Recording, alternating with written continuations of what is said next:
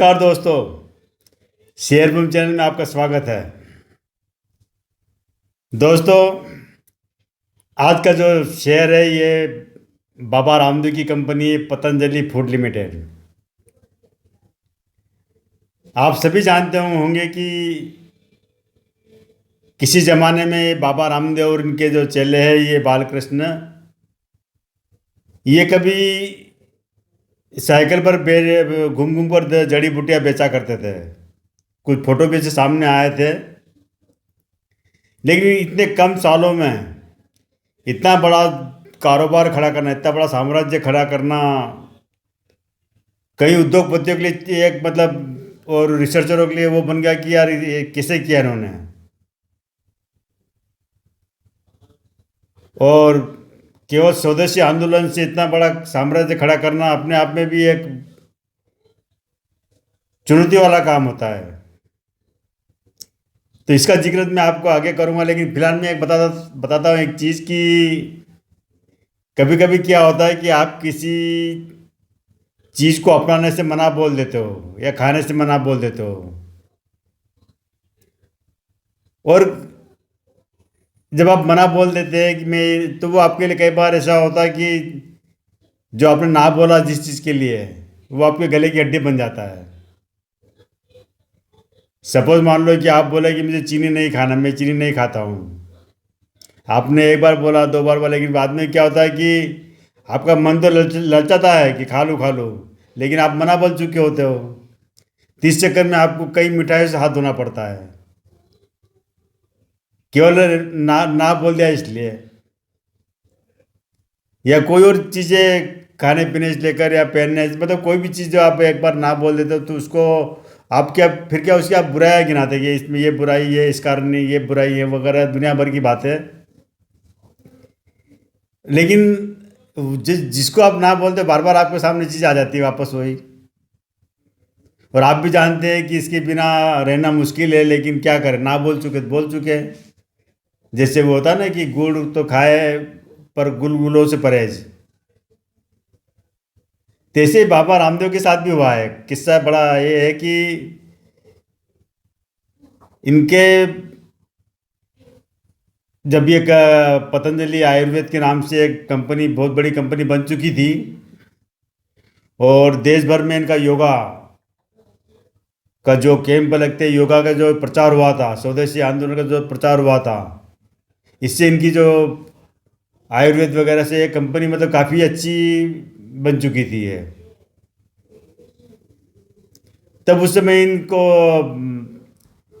Media में काफ़ी लिया जाता था। मीडिया इनको जहाँ भी मौका मिलता था इनके पीछे दौड़ते थे और इनसे पूछे जाते थे सवाल। तो एक बार ऐसे किसी उसमें पत्रकार ने पूछ लिया कि भाई आप इतनी बड़ी कंपनी आपने बना ली, तो आप स्टॉक मार्केट में क्यों नहीं लिस्ट कराते, मतलब शेयर मार्केट में। क्योंकि वहाँ तो कई कंपनियाँ, आपसे छोटी छोटी कंपनियाँ भी शेयर मार्केट में लिस्टेड, आप तो इतना बड़ा कारोबार संभाले है और देश विदेश में तेज़ी से बढ़ रहे हो आप। तो बाबा रामदेव के मुँह से एक बार निकल गया था कि ये तो जुआ सट्टा है, शेयर मार्केट जुआ सट्टा है, और हम ठहरे साधु संत, तो हम तो इस जुआ सट्टे के कारोबार से तौबा दूरी रहेंगे कि हम जुआ सट्टा नहीं खेलेंगे, हम इस मार्केट में जाएंगे ही नहीं। अब ये बात इन्होंने ऐसी कह दी थी उस समय, जब था भी इनके दिमाग में कि हमारी जो इमेज बनी हुई है स्वदेशी की और साधु संतों वाली, तो साधु संतों को ऐसे जो जुआ सट्टे जो समझते हैं, इनका था कि समझ लिया, बोल दिया तो बोल दिया। लेकिन ये इस बोलने में फंस गए।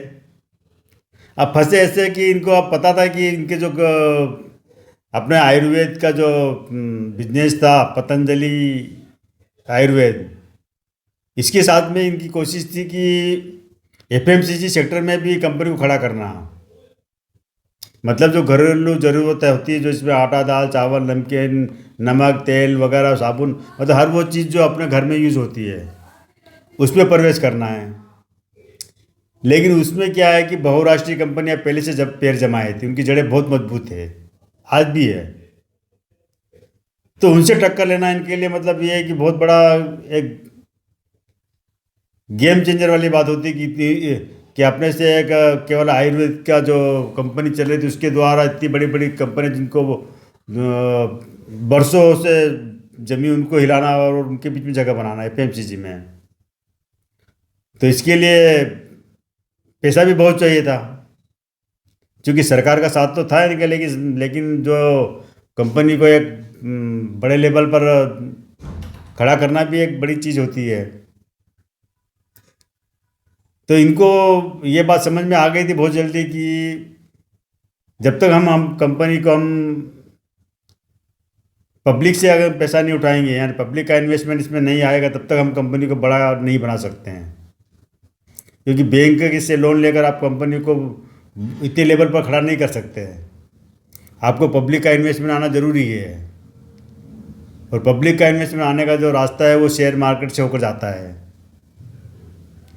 ये बात इनकी समझ में आ गई थी, लेकिन शेयर मार्केट को तो जुआ सट्टा बोल चुके थे कि कैसे जाए इसमें, और उधर जाएंगे नहीं तब तक इनके पास फंड आएगा नहीं। फंड आएगा नहीं तो अपने आप को बहुराष्ट्रीय कंपनी के मुकाबले खड़ा कर नहीं पाएंगे।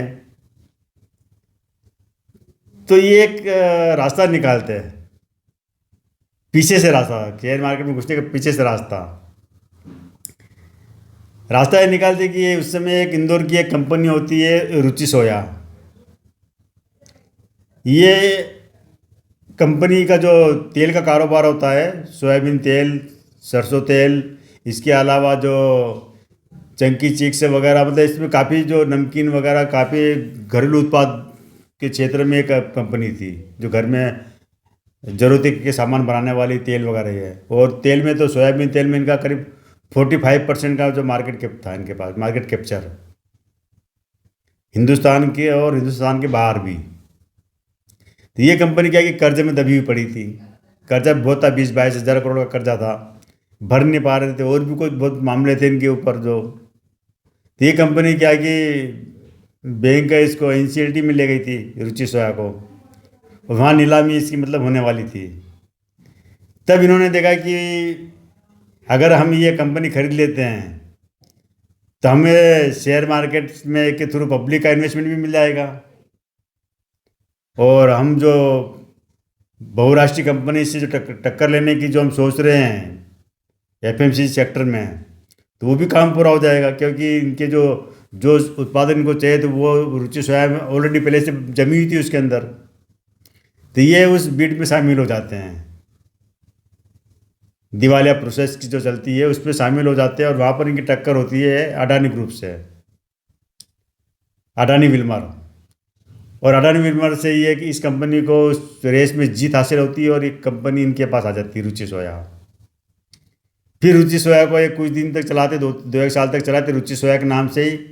बाद में अभी इन्होंने पिछले साल इस कंपनी को रुचि सोया से बदल कर पतंजलि फूड लिमिटेड के नाम से कर दिया है। मतलब ये कि इनका जो एम था स्वदेशी आंदोलन के द्वारा विदेशी कंपनियों को बाहर करना, और ताकि कि एक सोच अच्छी थी इनकी। ये सोच ये थी कि जो विदेशी कंपनी यहाँ कारोबार करने आती है या कर रही है, तो ज़्यादातर पैसा यहाँ का कमाई का पैसा विदेश जाता है, हमारे देश का पैसा बाहर जाता है, और ये उसी को रोकना चाहते हैं। वो चाहते हैं कि अगर हम अगर इनके टक्कर में हम खड़ा कर दें अपना कारोबार हर सेक्टर में, चाहे वो मेडिसिन के क्षेत्र में, चाहे घरेलू उत्पाद इसमें, तो हमारा पैसा देश में रोटेशन होगा, वो देश में काम आएगा। जबकि विदेशी कंपनियां यहाँ से पैसा समेट कर बाहर ले जाती है। सोच बढ़िया थी, और इस सोच में जनता का भी साथ इनको मिला, जनता भी इनके साथ थी कि जो बाबा रामदेव जी की जो कह रहे हैं वो सही कह रहे हैं। और इसके साथ जो बीजेपी सरकार, मोदी सरकार, वो भी स्वदेशी के पक्षधर है, बरसों से उनका भी स्वदेशी अभियान चल रहा है। जब सारी चीज़ें एक साथ हो गई है तो इनका कारोबार चल पड़ा, और जिस शेयर मार्केट को ये जुआ सट्टा कहकर गालियाँ देते थे, उस मार्केट में भी इन्होंने रुचि सोया के थ्रू प्रवेश कर लिया। अब रुचि सोया के शेयर उस समय 1.5-2 रुपये के कीमत पर थे, तो सारे शेयर मतलब इनके पास आ गए, करीब 99% होल्डिंग इनके पास आ गई। उसके बाद इन्होंने शेयर का जो रिड्यूस हुआ उसमें शेयर होल्डर को करीब 100 शेयर के बदले 1 शेयर मिला था, रिड्यूस हो गया था वो। और उसके बाद ये कंपनी भागी, इसका शेयर की कीमत आप यकीन करोगे 1500 के पार निकल गई थी। ये 2000 के आसपास की बात है, मतलब 2019-20 के आसपास की बात है, 18-19 के आसपास की, कि ये 1500 तक पहुंच गया था शेयर। वो जो 4,500 करोड़ में इन्होंने कंपनी खरीदी थी उस समय, और कुछ ही महीनों में करीब 14-15 हज़ार करोड़ की बन गई थी। तो शेयर मार्केट का जादू है कि यहाँ पर रातों रात कंपनियां किस तरह से करोड़ों का अपना कारोबार खड़ा कर लेती है, क्योंकि पब्लिक का फंड मिल जाता है, बिना ब्याज का फंड मिलता है। पब्लिक इन्वेस्ट करती है, वह ब्याज नहीं मिलता पब्लिक को, लेकिन वो पैसा कंपनी को मिल जाता है। आज अडानी विल्मर, अडानी ग्रुप है, इतनी जल्दी शेयर मार्केट, कई कंपनियां अपना शेयर मार्केट थ्रू ही इन्होंने आगे बढ़े हैं। और ये बात बाबा रामदेव जी की समझ में आ जाती है कि हमने कारोबार को बढ़ाना है, जमाना है, और विदेशी कंपनी से टक्कर लेना है, तो हमें इस रास्ते से जाना ही पड़ेगा। और हर कंपनी की इच्छा होती है कि एक बार शेयर मार्केट में, स्टॉक मार्केट में लिस्टेड हो, तो आखिर ये चाहे पीछे के रास्ते से आए, रुचि सोया के रास्ते से आए मार्केट में, लेकिन आए, उसका फ़ायदा इनको मिल रहा है। अभी भी इनका शेयर 1,000 रुपये के ऊपर चल रहा है, 1,000 रुपये के ऊपर चल रहा है, और मार्केट कैप भी ज़बरदस्त है। खुद बाबा रामदेव का दावा है कि आने वाले समय में ये 2 लाख करोड़ के पार हो जाएगा मार्केट कैप इनका, और हो भी जाएगा, क्योंकि लोगों में अवेयरनेस बड़ी स्वदेशी के पक्ष में। लोग अपना रहे स्वदेशी, गांव गांव में, देश भर में गांव गांव में इनके स्टोर खुले हैं, और बड़े बड़े जो शोरूम है वहाँ पर भी इनका सामान बिकता है। विदेशों में भी इनका सामान मतलब जा रहा है। आयुर्वेद को इन्होंने पूरी दुनिया में फैलाया, योगा को पूरी दुनिया में फैलाया है। तो जो इन्होंने पिछले 10-15 साल में जो चमत्कार किए हैं, वो हालांकि भारत की पहचान पहले थी, लेकिन उतना प्रचार नहीं मिल रहा था जितना इन्होंने दिलाया है। तो आने वाले समय में तो ये और भी आगे बढ़ेंगे, इसकी संभावना पूरी है, क्योंकि अब मार्केट में लोग कोरोना के बाद से अपनी हेल्थ को लेकर ज़्यादा सजग है। और हेल्थ के लिए जब आप सजग होते हैं, तो आपको बिना केमिकल मिले हुए और शुद्ध फूड की ज़रूरत पड़ती है। मतलब आप खाने पीने के लिए अपने उपयोग में ऐसी चीज़ लाते हैं जिसमें केमिकल ना हो, और वही इनका मिशन है। बाबा रामदेव के जो भी उत्पाद है उसमें केमिकल, बिना केमिकल की चीज़ें बनती है, शुद्ध देसी तरीके से। और हर वो चीज़ बनाते जो जो बड़ी बड़ी जो मल्टीनेशनल कंपनियां बनाती है, चाहे वो बिस्कुट हो, आटा, दाल, चावल, मैदा, बेसन, तेल, साबुन, मतलब कौन सी ऐसी चीज़ है जो वो कंपनी बनाती, बोराश और ये नहीं बनाते। हर चीज़ ये बनती, लेकिन इनका तरीका है बिल्कुल शुद्ध, देसी और नेचुरल, मतलब प्राकृतिक तरीके से।